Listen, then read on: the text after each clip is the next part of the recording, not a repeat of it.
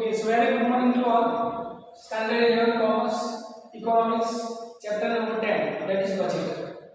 Last time that we discussed about some introduction part, meaning, definition, as well as purpose of budget. Okay, so remember that thing, only meaning. So what do you mean by budget? So in simple term, we can say that budget is a statement. Budget is a statement which shows approximately next 1 year income as well as expenditure. Okay, so we can say that budget is one type of statement which shows next 1 year approximately income and expenditure. So here, right now we are going to discuss about next part or the next topic of the same chapter, and that is types of budget. So a budget is a two type. Number one, that is balance budget. So A part, that is balance budget, and part number B, unbalance. Okay.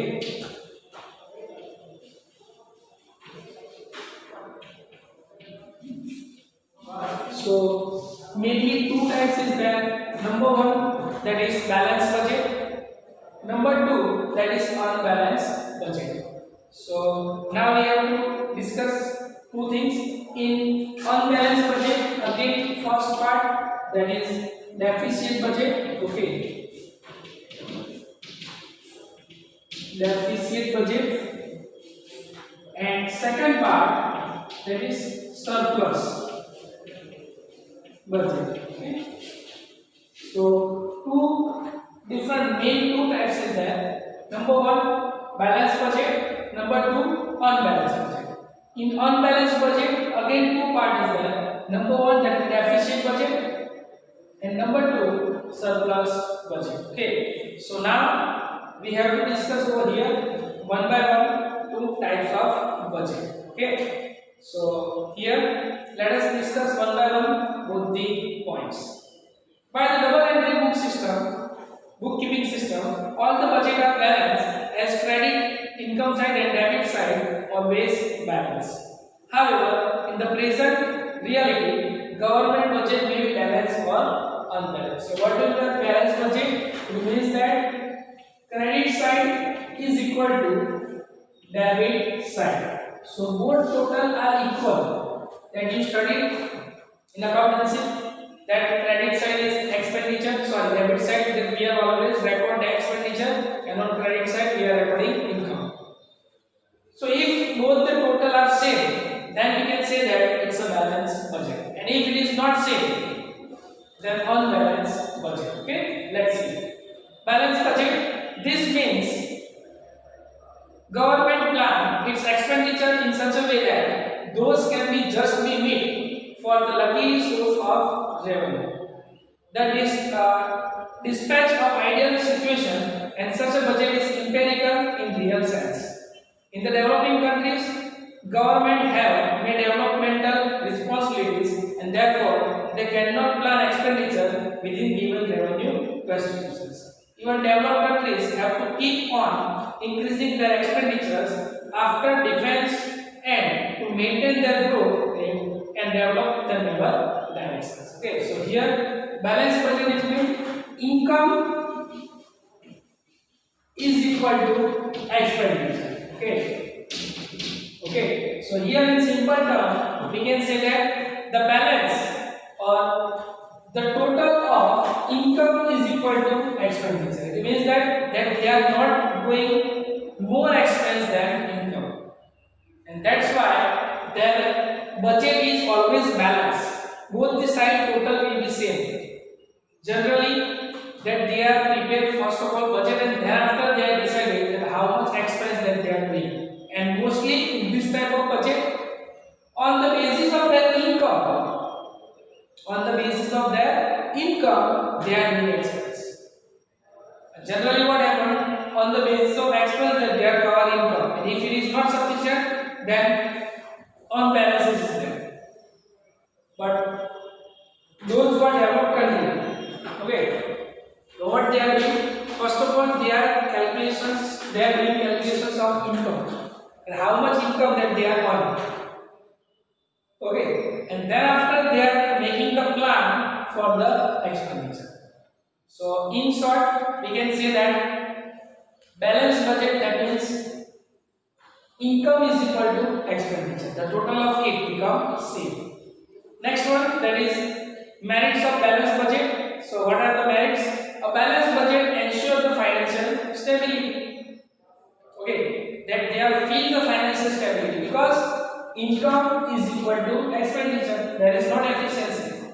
Number two, in this type of budget, government avoid wasteful expenditure to keep the expenditure equal to income. See, income is equal to expenditure. It means that on the basis of income, government do the expenditure. So definitely, government are not taking high expenses because on the basis of income, that they have to do expenses. Next, number 3. Since the government keep expenditure in control to match the income, it does not have to impose additional taxes on the people to raise extra income to meet up to expenditure. Okay, so definitely on the basis of another way that we are thinking, expenditure is equal to income. So on the basis of expenditure that they are collect the fund as an income. So if expenditure is on limit, so it is not possible or it is not situation created that government imposed. Okay, government compulsorily government collect fund as an income through tax. Because here what they are doing, they have to maintain the balance between income as well as expenditure. So this is the important thing, that is income is equal to expenditure. That is the main thoughts of balanced budget. Okay, it should be balanced. Same amount is there. Okay. Next one, demerits of balanced budget. What are the negative points? Economic growth and welfare may be cultivated if government have to restrict the expenditure and economic activity to match its income. Simple. See, we have to expend according to the income, and we have to collect the income according to expenditure. And if it is not balanced, then we are not going to do whole activity which is beneficial to economy. So it restricts the activity if we are not collecting fund at a particular time. Sufficient fund we are not collecting, then face the probability. Okay, that face the problems. And this is the most important thing, that we are not doing extra activity because we are not getting high income. So restriction is there. Next, number 2. If government does not restrict the expenditure and if the rise taxes in order to increase the income to match the excess expenditure, then people have to bear excess tax. But if government increase the expenditure and for the comparison of that, if income for the rise of income, if government increase the tax burden, then people are facing the problem. Okay, so people are there, those who are facing the problem because people have to pay more tax. Okay, so this is the problem, that if they are doing high expense, then it's a creating income. If they are creating more income to collect tax, then again it's a problem of expenditure. So this is the merits as well as demerits, or benefit as well as demerits, which is related to balanced budget. Next one, that is unbalanced budget. So simple in meaning, we can say that income is not equal to expenditure. Okay, so the total of income and expenditure is not equal. That is called unbalanced budget. Okay, let's see. The total expenditure and total income in such a budget is not equal. According to this budget, it can be a deficit budget or surplus budget. Okay, so here we have to learn what do you mean by deficit budget and what do you mean by surplus budget. So first of all, we learn deficit budget. So simple. Deficit, that is income more than, that is expenditure is more, that is called deficit budget. And in surplus budget, income is more than expenditure. Okay, so if expenditure is more, then it's called deficit. And if income is more, it's called surplus. Okay, so in easiest way you can learn these things. Simple. What do you mean by unbalanced? Income and expenditure is not same. That is called unbalanced budget. So two possibilities there. Number one possibility, deficit budget. How we can told deficit budget if expense is more than, and how we can do surplus? Income is more. Okay, so in this way we can define the surplus as well as deficit budget. Let's see. In this type of budget, the government anticipated total expenditure is more than anticipated total income. Expense is more because that's why we can say it's a deficit. Okay. Next one. Deficit budget is equal to, underline if you can, anticipated total expenditure is more than anticipated total income.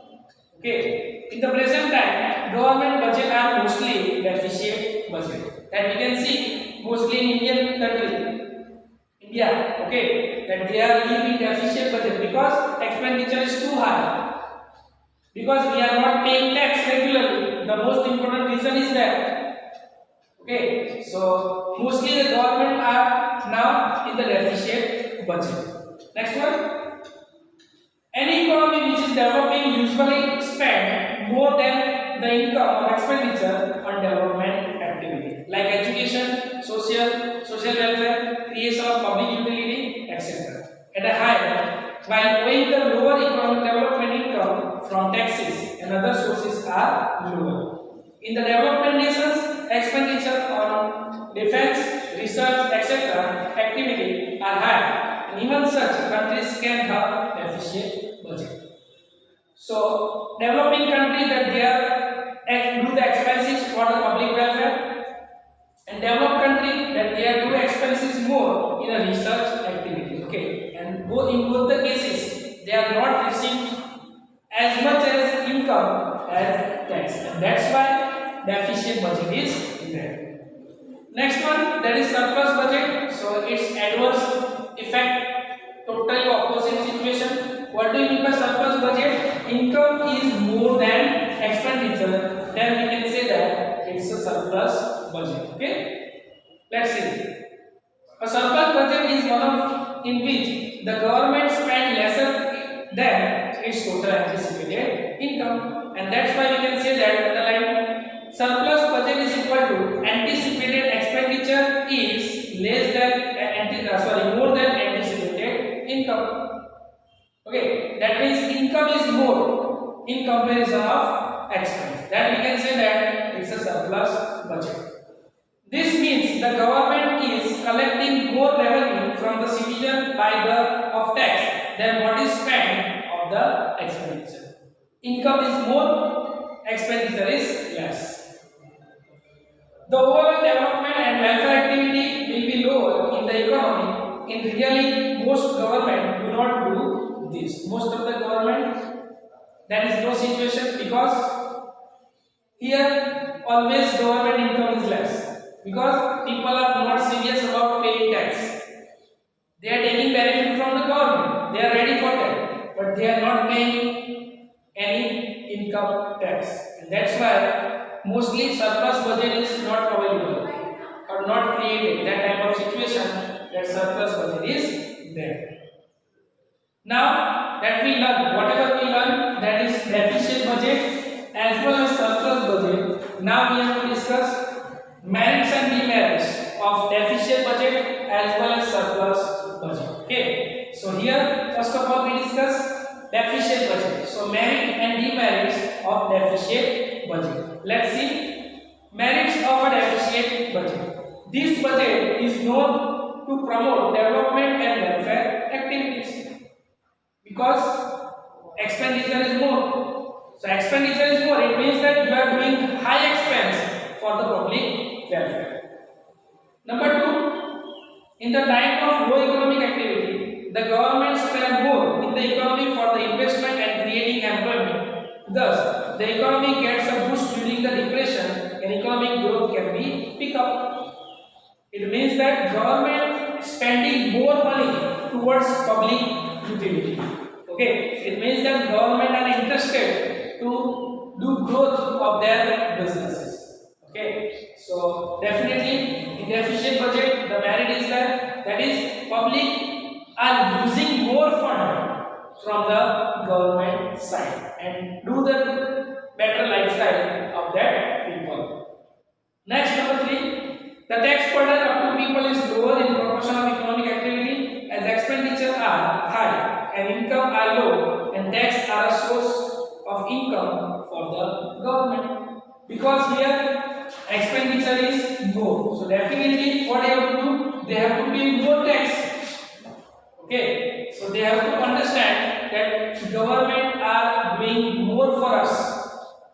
Okay, they are using more money for our public utility, for the welfare of public. So definitely they have to use more things for that particular. They have to pay more tax to the government. So this is 3 merits of deficit budget.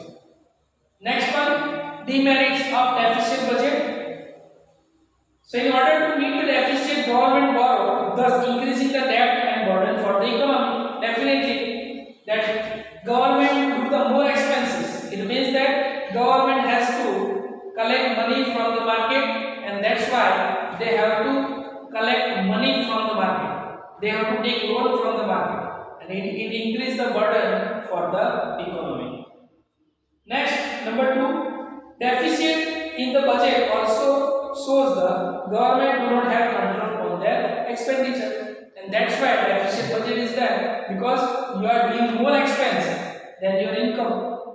It means that there is no control of government on their expenditure. They are spending more money for the people, still they are not receiving as a tax income. They are more spending. So this is again, it's a negative effect. And number 3, in case of high deficit, it can be also concluded that the tax revenue collected from the public is going in wasteful expenditure. Whatever we are collecting as an income from government, okay, ultimately it's a deficit budget. It means that we are spending more money. As much as collected, we are spending more money. So this is again, it's a negative effect. So this is the merits as well as demerits of deficit budget. What we learn? First of all, balanced budget. In balanced budget, income is equal to expenditure, both are same. Merits and demerits of it. Then after, unbalanced budget. In unbalanced budget, deficit budget and surplus budget is there. Then we discuss deficit budget, merits and demerits of deficit budget. Now this is the last topic, that is the surplus budget. So what are the merits and demerits of surplus budget? So next one, merits of surplus budget. This budget is useful in times of severe inflation because we are getting more income. When the government surplus government spends lesser, employment, income and demand reduce, and inflation can be restricted. So here, if we have government have more income, then they can use for the public. So definitely they can reduce the inflation situation. Next, number 2, there is no burden of borrowing in this type of budget because always expenditure is less than income. It means that income is more. So no need to take borrow from the market for the government. So there is no burden. See here, demerits of deficit budget is merit of surplus budget. Okay. And next, number 3, saving of the government increase which can be used for the development of the future period. So as we discussed in meaning of surplus budget, expense is less than income, which means that income is more. So surplus, whatever surplus income is there, that government can spend, can invest in other things. So government can increase their financial stability. So this is the merits, and now last demerits. So what are the demerits? Number 1, people are made to pay more taxes to enhance government income, but their welfare they not receive from the government, spending reduces. Whatever people are paying as a tax, but in reverse of it, in against of it, they are not receiving the benefit of it because government spend less than their income. Okay. Next, number 2, if there is no inflation, the lower spending will result into lower investment, employment, income and production, which may lead to depression in the economy. So at that time, if they are not spending more, in market depression situation is there because in market there is no money. So this type of problem can be arised. And last, number 3, if the surplus in the budget presently rise for several years, there may be the problem arising out of excess saving. If government have excess saving, then what they have to do? Okay, so definitely unbalanced budget, whether it is deficit or surplus, there will be some problem is there. What is the best budget? Balanced budget. Income is equal to expenditure. There will be no effect. There will be no deficit and there will be no surplus. So what we learned in today's lecture? Types of budget. 2 types is there: balanced budget and unbalanced budget. In balanced budget, income is equal to expenditure, merits and demerits of it.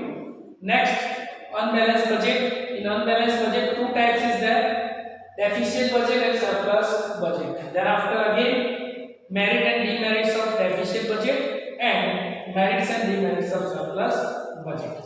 So this is up to this video. Next time then we learn about various accounts included in the budget. Okay, thank you.